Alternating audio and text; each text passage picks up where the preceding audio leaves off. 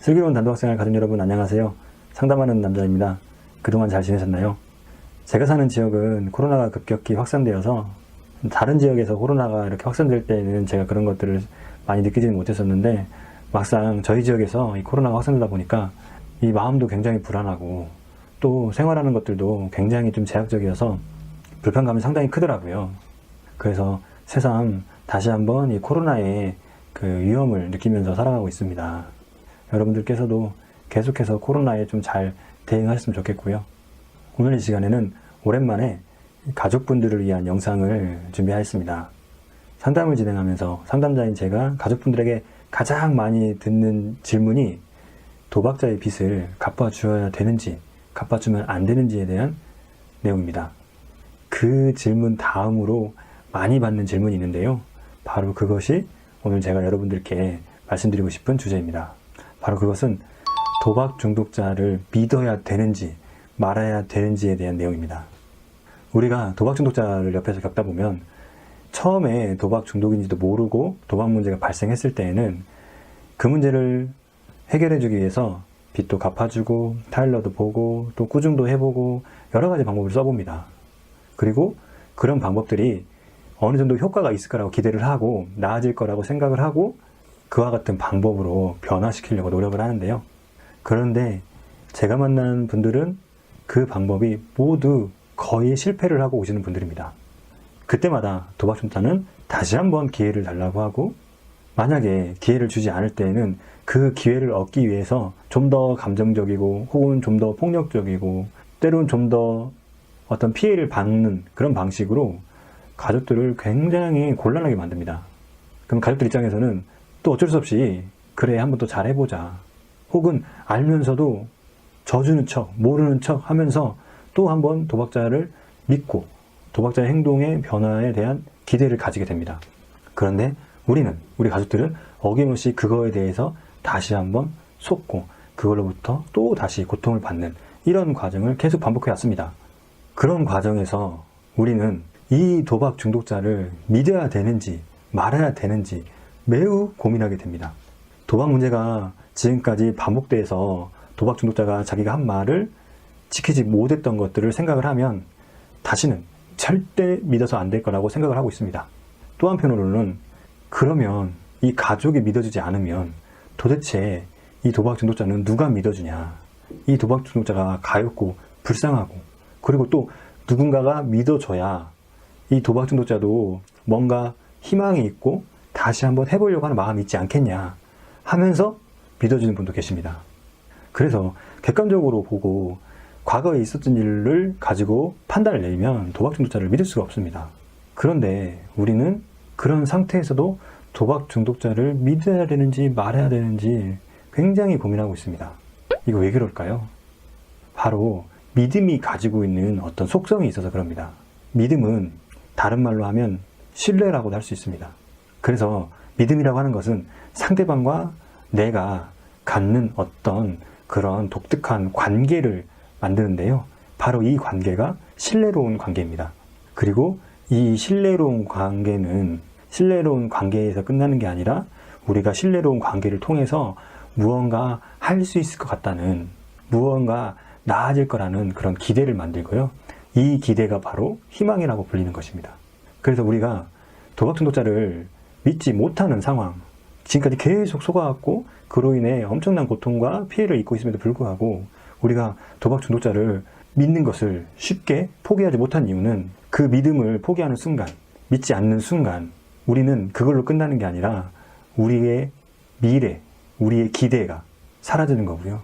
결국 우리가 나아질 거라고 하는 희망이 없어지는 것과 연결되기 때문입니다. 그래서 믿음은 곧 신뢰고 신뢰는 곧 희망입니다. 이러한 이 믿음 안에 이런 연결된 지점이 있기 때문에 우리에게 그 믿음이라고 하는 문제가 굉장히 중요한 문제로 남게 되는 것입니다. 상담에서도 이와 똑같은 원리가 있는데요. 상담을 처음 할 때 상담사들이 가장 신경 쓰는 부분이 상담자와 상담을 받는 사람 간의 신뢰로운 관계를 맺는 것입니다. 이 신뢰로운 관계를 맺기 전까지는 그 어떠한 것을 해도 그렇게 효과가 없습니다. 의사들 같은 경우는 의사라고 하는 그 사회적인 위치 그리고 어떤 전문성이라고 하는 그런 인식들이 있기 때문에 자동적으로 의사 앞에 가면 그런 신뢰로운 관계가 형성됩니다. 상담사도 마찬가지입니다. 상담사도 이런 분야에 대한 어떤 전문적인 지식, 상담자의 어떤 상담하는 태도, 내담자를 돕고 싶은 어떤 그런 마음, 이런 것들이 조화롭게 상대방에게 전달될 때 이 상담을 받는 사람도 상담사와 신뢰로운 관계를 이렇게 맺을 수 있는데요. 이런 신뢰로운 관계가 결국은 상담의 효과로 나타나고, 상담의 효과가 있다고 하는 것은 이 상담을 받는 사람이 변화하고 있다는, 달라지고 있다는 그런 증거입니다. 그리고 이 달라진다고 하는 건 뭐냐면 미래에 어떤 우리가 달성해야 될 어떤 목표, 희망, 이런 것과 연결이 되는 것입니다. 그래서 우리가 이 도박 중독자를 못 믿음에도 불구하고 계속 믿으려고 하는 그런 노력은 우리가 먼저 믿지 않았을 때 우리의 마음속에 있는 그 정말 작은 어떤 희망의 불씨마저도 꺼지는 이런 경험을 하게 되는 것이고요. 그리고 이런 희망의 불씨가 아예 사라져버릴 때 우리가 겪어야 될, 느껴야 될 그 고통이 정말 상당히 큰 것입니다. 그래서 우리 스스로도 그 믿음이라고 하는 것들을 포기할 수 없는 이유가, 믿음이라는 것을 포기했을 때 희망이라는 것이 없어지고 그로부터 오는 그 엄청난 그 후폭풍, 그 결과를 감당하기 어렵게 되기 때문입니다. 이 내용을 다른 방식으로 예를 하나 더 들어보면 도박 중독자의 입장에서도 이 믿음이라고 하는 것은 굉장히 중요합니다. 처음에 상담이 왔을 때 무엇 때문에 도박을 끊으려고 하십니까? 라고 도박 중독자에게 물어보면 거의 100의 95% 이상은 가족 때문에 그럽니다. 그리고 무엇 때문에 제일 힘듭니까? 라고 물어보면 가족들이 저를 믿어주지 않기 때문에 제일 힘듭니다. 라고 합니다. 비록 그 문제가 자기의 어떤 거짓말, 가족들을 못 믿겠던 그런 행동 때문에 발생했음에도 불구하고 도박 중독자들이 가장 힘들어하는 것은 누군가 자기를 믿어주지 않는다는 것. 특히 가장 가까운 가족이 자기를 못 믿는다는 것.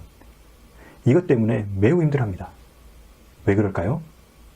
도박 중독자에도 가족의 믿음이 없으면 버림을 받는 경험, 혹은 가족들과 관계가 단절되는 경험, 이런 경험들을 하는 것이고요.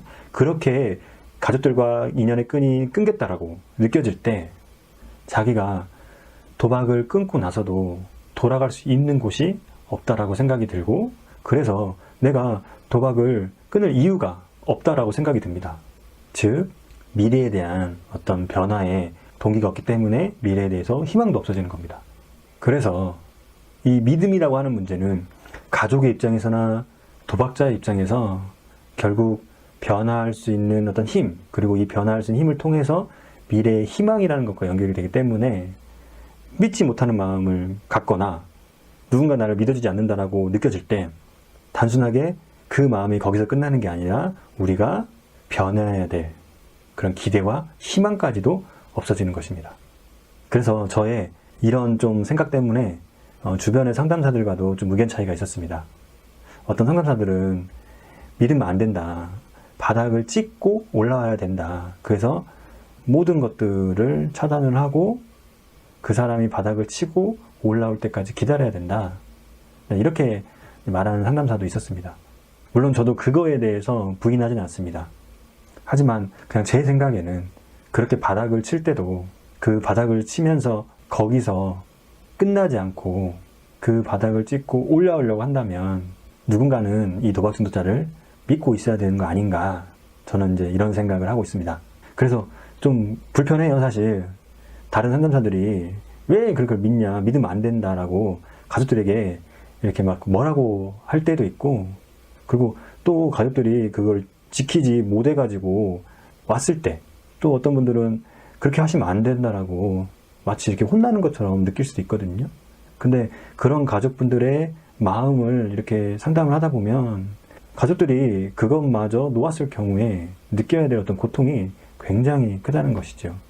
희망이 사라지기 때문입니다.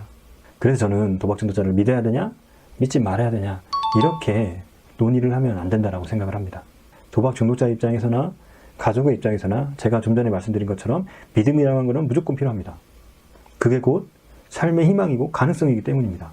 그래서 저는 도박 중독자를 믿어야 되냐 말아야 하는 문제가 아니라 믿어야 되는데 과연 무엇을 믿고 무엇은 안 믿어야 되는지, 저는 이 문제가 더 중요하다고 생각을 합니다. 그래서 그 부분에 대해서 지금부터 제 생각을 좀 여러분들께 말씀드리면요. 사실 저 또한 이 수백 명의 도박 중독자를 만나오면서 굉장히 많이 당했습니다.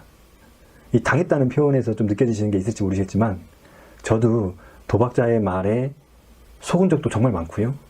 또 도박자의 말에 타협을 해서 그 결과가 원하지 않는 방향으로 잘못된 방향으로 나왔던 적도 있습니다. 그래서 한때는 그런 과정이 반복되다 보니까 제가 이 도박 중독 상담사로서 자질이 없구나, 내 능력은 여기까지나 하면서 이 도박 중독 상담사의 길을 제가 스스로 포기하려고 했을 수도 있습니다. 왜냐하면 상담이라고 하는 거는 상담자도 내 앞에 있는 이 도박 중독자를 신뢰를 해야 되고 이 도박 중독자도 저를 신뢰를 해야 되는데 전적으로 그런 신뢰 관계는 상담사가 만들 수 있는 부분이 있습니다. 그런데 제가 그 신뢰로운 관계를 만들기 어려워지니 여기에서는 제 능력이 한계가 있구나 이렇게 생각을 했던 적이 상당히 긴 시간 동안 그런 시간이 있었습니다. 그래서 도박 중독자는 도대체 무엇을 믿을 수 있을까? 어떤 걸 믿을 수 있을까? 참 고민을 많이 했는데요. 동료들과도 이런저런 얘기를 하고 또 다른 전문가들과도 이런 얘기를 하고 또 저를 지도해줬던 어떤 교수님들과도 좀 얘기를 하면서 이 사람이라고 하는 거에 대해서, 인간이라고 하는 거에 대해서 좀 답을 얻을 수 있었습니다. 실제로 그 답은 제가 상담을 해가면서도 스스로 좀 증명할 수 있었는데요. 이 도박 중독자는 이 도박을 했던 이유들을 살펴보면 이 도박을 했던 이유가 자기만이 가지고 있는 도박을 할 수밖에 없는 이유들이 있습니다. 많은 분들이 상담을 깊이 해보기 전까지는 사실 이것들을 이해하고 또 받아들이기가 굉장히 어렵습니다. 도박을 해서 그렇게 피해를 줘놓고도 도박을 하는 걸 보면 분명히 무슨 다른 이유가 있습니다. 하지만 가족들이나 주변에서 피해본 사람들은 그 도박 중독자가 준 피해에는 굉장히 집중을 하지만 이 사람이 왜 도박을 했을까? 왜 도박을 할 수밖에 없었을까? 이런 거에는 상대적으로 관심이 떨어지는데요. 상담사는 그 부분에 대해서 도박자와 함께 굉장히 많은 이야기를 해가는데 이 부분을 이야기하다 보면 정말 도박자가 아프고 힘들었던 어떤 과거의 자기 성장 과정, 그리고 도박을 하면서 겪었던 어떤 독특한 경험들, 이런 것들 속에서 도박을 할 수밖에 없던 이유가 있습니다. 그런 이유들을 발견하는 그런 과정 속에서 이 도박 중독자를 보면 도박 중독자도 뭔가 자기가 굉장히 어떤 문제가 닥쳤을 때 그 문제를 헤쳐나가려고 하는 어떤 부단한 노력을 하는 걸 볼 수 있습니다. 설령 그 노력의 방법이 잘못된 방법이더라도 그 도박 중독자가 무언가 변화하려고 달라지려고 하고 하는 그런 노력을 하는 건 사실인데요. 우리는 도박 중독자의 말과 어떤 행동을 믿는 게 아니라 그런 것들을 믿기 전에 이 도박 중독자가 이 사람도 무엇인가 달라지려고 하는 그런 마음이 있구나, 변화하려고 하는 그런 동기가 있구나 라고 하는 거를 믿을 수 있어야 됩니다. 물론 그 생각을 가지고 있음에도 불구하고 실제로 방법을 선택함에 있어서는 우리가 이해할 수 있는 그런 방법을 선택하는 경우가 그렇게 많지는 않습니다. 다시 도박을 할 수도 있고요, 다시 거짓말을 할 수도 있고요. 근데 그 또한 이 도박 중독자 입장에서는 무언가 계속해서 해결하려고 하는 그런 마음이 작동을 해서 잘못된 방식을 쓰게 되는 것입니다. 그래서 우리가 믿어야 될 것은 도박 중독자의 말이 아니라 도박 중독자가 가지고 있는 뭔가 달라져 보려고 하는 그런 마음, 변화하려고 하는 그 마음은 믿으셔도 좋습니다. 이 방식이 제가 도박 중독자를 만나가면서 정말 저도 스스로 포기하고 싶을 때 도박 중독자를 만날 수 있게 다시 마음을 바로 잡을 수 있었던 그 방식이었고요. 지금도 여전히 이 방식을 고수하면서 도박 중독자를 만나고 있습니다. 쉽지는 않습니다. 계속되어온 어떤 거짓말, 어떤 문제 행동, 그리고 그걸 통해서 내가 느껴야 되었던 그 배신감과 상처, 이거는 굉장히 큽니다. 그럴 때일수록 우리가 뭔가 희망의 끈을 잡고 있으려면 우리 마음 스스로도 뭔가 믿어야 되는 그런 지점이 반드시 필요합니다. 그리고 그거는 스스로 우리가 생각하여 만들어낼 수 있어야 됩니다. 도박 중독자는 그 희망의 불씨를 껐으면 껐지 키워주지는 잘 않습니다. 이 희망의 불씨가 도박 중독자에 의해서 커지려면 정말 수많은 그 힘든 일들이 반복돼야 될 것입니다. 커지기 전에 우리가 꺼져가는 그 희망의 불씨를 우리 스스로 잡고 있으려면 우리도 뭔가 도박 중독자에 대한 어떤 믿음을 가질 수 있는 그것이 필요합니다. 그게 바로 저는 이 도박 중독자도 비록 잘못은 계속 하고 있지만 뭔가 그 잘못 속에서도 자기가 달라져 보려고 하다 보니까 그렇게 잘못하고 있다는 것, 이 부분을 여러분들이 믿어줬으면 좋겠습니다. 자, 그래서 오늘 이 시간을 좀 정리를 드리면요. 우리에게 믿음이라는 것이 굉장히 중요한 이유는 1차적으로 도박 중독자를 위한 것이 아니라 나를 위한 것입니다. 내가 도박 중독자를 뭔가 믿을 수 있어야 내 안에 이 꺼져가는 희망의 불꽃을 그래도 유지할 수 있는 것이고요. 그리고 도박 중독자의 입장에서도 뭔가 믿어줄 사람이 있어야 그 도박 중독자도 자기가 달라질 수 있는 이유가 될 수 있습니다. 그리고 우리가 믿어야 된다고 하는 것은 도박 중독자의 어떤 말이나 어떤 행동 이런 것을 믿기보다는 우선은 무언가 도박 중독자도 마음속에서 본인이 이 문제를 해결해 보려고 하고 뭔가 달라져 보려고 한다는 그 마음이 있다는 것을 믿어주시고요. 그리고 그 마음이 점점점 커지면 도박 중독자가 변화할 수 있는 이런 기회가 될 것이고요. 그리고 그 변화의 기회를 통해서 도박 중독자의 말과 행동을 믿을 수 있는 그런 날이 올 것이라고 생각을 하고 있습니다. 물론 쉽지 않은 길입니다. 그래도 우리가 아주 작은 희망이라도 있으면 그걸 붙잡고 가야 되는 것이 이 도박 중독의 현실입니다. 그래서 여러분들 늘 희망의 불씨 꺼뜨리지 않았으면 좋겠고요. 아주 작은 어떤 희망이라도 여러분들이 그것을 믿고 한 걸음 한 걸음씩 가셨으면 좋겠습니다. 네, 오늘 영상은 여기까지고요. 가족분들 모두 힘내셨으면 좋겠습니다. 감사합니다.